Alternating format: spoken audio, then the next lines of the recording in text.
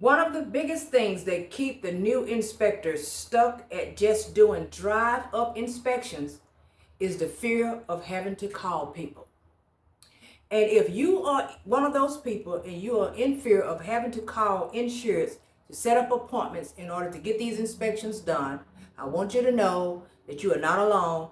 When I first started, I was actually a little nervous too at first. And it's perfectly normal for you to be nervous because there is an unknown on the other side of the line. You don't know how you will be welcomed over the phone. Will they talk to you? Will they hang up on you? Will they give you a runaround? Will they avoid you? All of these different things can possibly take place when you are actually trying to set appointments to go out to people's locations to actually get these inspections done. So I'm pretty sure that everybody feels this way at least a little bit when they first start. But I do want to let you know that it does get easier. So in this video, I'm going to walk you through exactly how to handle calling people, how to handle those calls, difficult insureds, voicemails, having to send out emails, and what to do when things just don't seem to go as planned. So first, let's try to understand what we're actually nervous about. So I have a list of things of why people may possibly be nervous when it comes to actually setting up these appointments so that you could go out and do these inspections and get away from these drive-ups and actually start making a little bit more money on insides of homes and commercial buildings. So the first one is they just don't know what to say. Now this is common and it's okay if you don't know what to say. But all you have to do pretty much is just call them with what you have that your company has given you. And you just follow along with what you have. So you call them, and when they answer the phone, you just introduce yourself, who you are, and why you're calling. It's just that. Most of the time, the conversation will start to flow from that point, no matter who you're talking to. All right, so you're afraid of some sort of rejection. If that is you, you call, people hang up. You remember, I don't know if they still do it now, but back in the day, there used to be telemarketers that would call all the time. And when they call, I was one of those, I would hang up. Yeah. So I've had insureds who do that too. Insureds. I call, and as soon as I tell them what I'm calling for, hi, my name is Deidre, I'm calling you on behalf of such and such, your insurance care such and such, and you need to have an inspection set up, clicker, like immediately. And I can hear it hang up. Okay. So how do I handle that? Well, you know what? I don't let it stress me. The only thing I do is wait a minute. I call them right back. Either they're going to let it go to voicemail so I can leave a message, or they're going to answer again, and I'm going to introduce myself again. Because that's how I get my work done. I can't get my work done running from these people. So you can't stress over being rejected over the telephone. And once again, let me let you guys know that everybody is not going to treat you that way. They are not. It's one in every 50. I don't know, but it don't happen all the time. So don't fear that. All right. The next one is that you just don't want to sound stupid. All right. So most of the time we have to fake it till we make it in this. So when you call someone, before you call, just go over the paperwork really quick. You only need to know a certain amount of things. Every now and then you're going to run across an insured that's going to ask you questions about something, and it'll catch you off guard over the phone. Okay? But once you went over the paper before you even call them, especially if you're new, you already looked at it. So they're going to ask you different types of questions. Just answer only what you know. If they ask questions that are far-fetched, you don't know the answer to that. You're just the inspector. And all I'm doing is calling to set up the appointment so that I can come out and get these pictures taken and get a few questions answered from you and get out of your hair. That is it. So no need in being worried and stressed about those things. Most of these files, well, not most of them, all of them, they're going to have the name of the carrier on the paperwork. They're going to have the name of the insured on the paperwork, the address, the phone number, the email, if there's one there. They're going to have the agency's name there. If it's a broker, the broker's name is going to be there. It's going to be everything there for you to know exactly what you're doing, why you're going there, what type of an inspection you're doing. So when they ask questions, just respond based off of what you have in your hand. Simple as that. All right. So then we have those that just don't want conflict. All right. And the reason why I say that is because you can call people, and I've done it. Hi, my name is Deetra. I'm an inspector, and I'm calling you on behalf of your carrier, blah, blah, blah. I need to set up an appointment with you, if at all possible, as quickly as we possibly can, so that we can get this inspection out of the way, blah, blah, blah, all the different stuff that I'm going to tell them. Why do I have to do that? I shouldn't even be having to deal with that. Who told you to call me? This makes no sense. I don't even think I'm supposed to be doing this. I've already gave them everything. So why should I have to do it again? This makes no sense. I don't think I'm setting up an appointment. See, you're going to run across those type of people. And it's up to you how you deal with it. But I would suggest that you be as professional as you possibly can. Okay? Because normally my reply is, okay, I do understand that this is frustrating you. Well, I sent all the pictures already from the beginning. I'll just send those to you. No, you can't do that, unfortunately. I will have to be the one to take brand new photos and submit them in. I do understand the frustration. Well, I'm not setting up an appointment. Okay, well, it's your choice, sir, if you don't want to set an appointment up. So are you telling me that you are denying the inspection? Are you telling me that I am not able to come out and do an inspection? Yeah, I don't think I'm dealing with that. Okay, sir, thank you so much. Have a nice day. That's it. So then what do? You let them know that this person didn't want to do an inspection.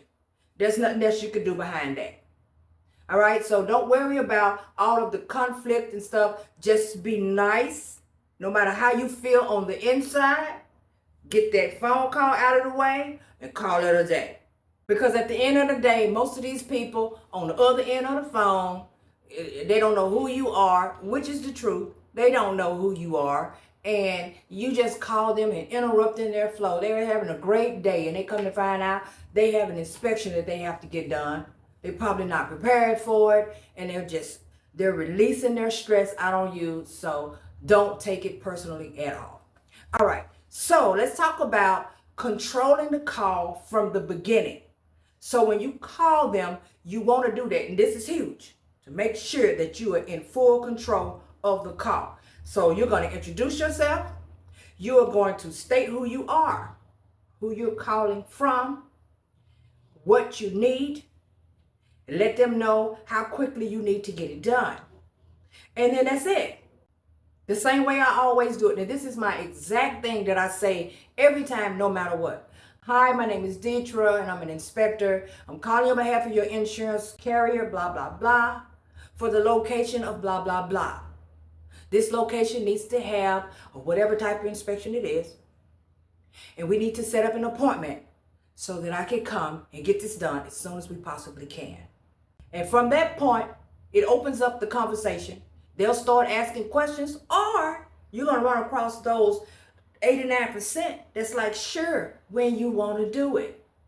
If you come up with a certain thing that you're going to say all the time, then you'll avoid all of the rambling. Yeah, and I was calling to see about none of that.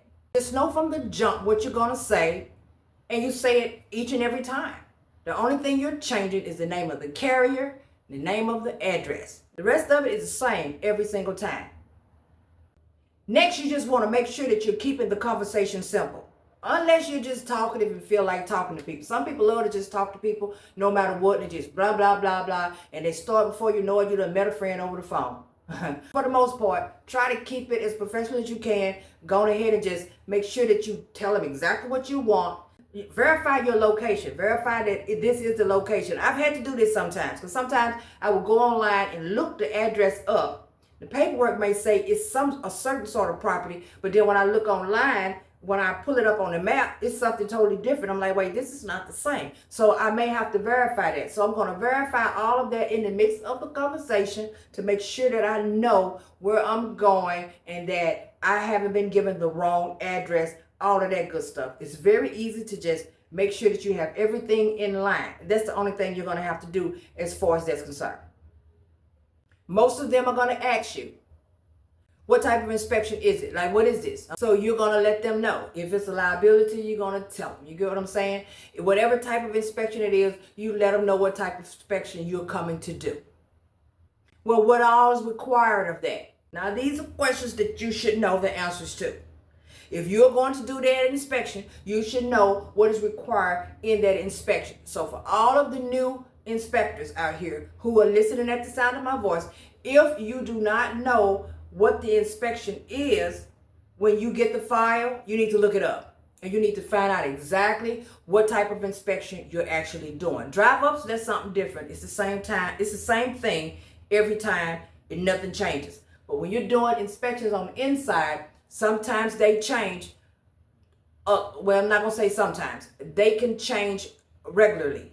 So when a person asks you, what does this inspection require? Is this general liability? Okay, but what is that? What will you be looking for?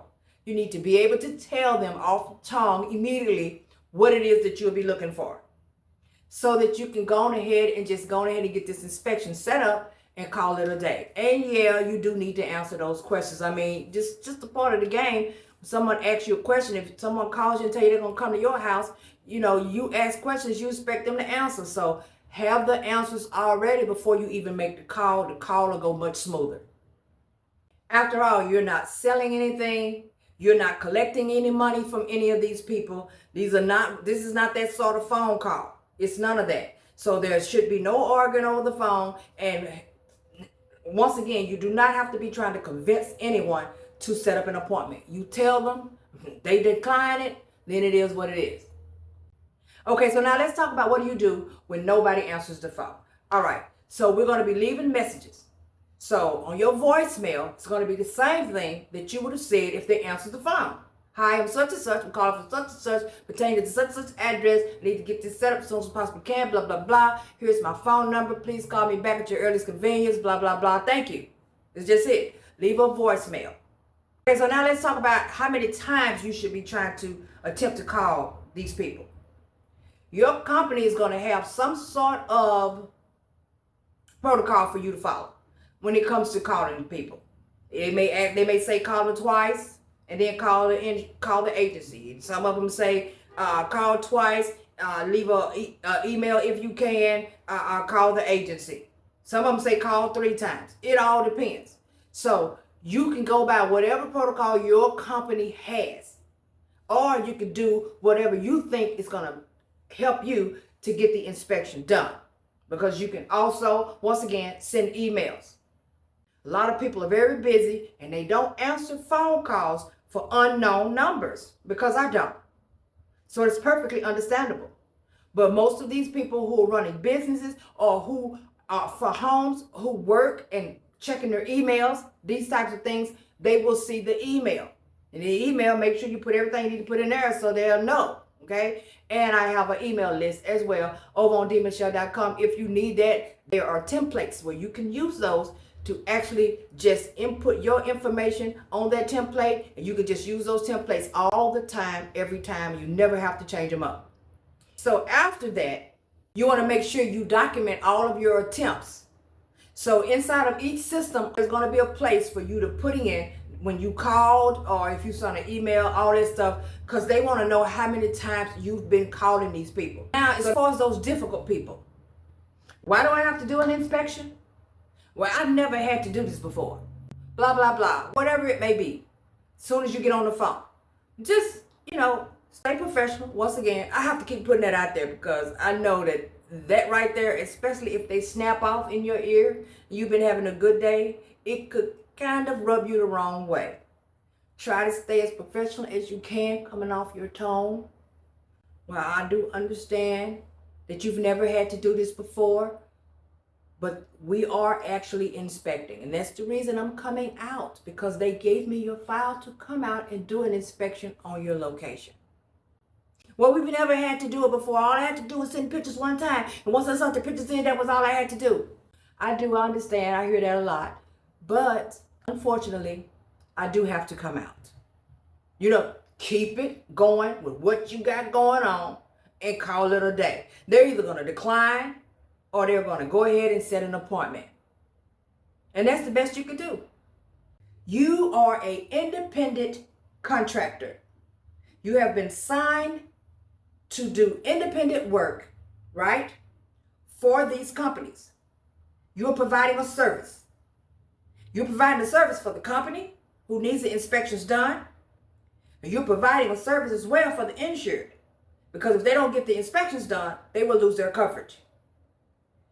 Do not let anyone dictate how you are going to do your job. I hope that this outline that I've given you guys as far as dealing with making these calls to try to help you feel a little bit more comfortable with making these phone calls, I just hope it helped in some sort of way. If you have any sort of comments, concerns that you have, please feel free to drop them in the comment section. Let's talk about it. And until the next time, you guys know what to do. Like, subscribe, turn on the notification bell, because I'll be bringing you back something later. Thank you so much for watching. You guys enjoy the rest of your day.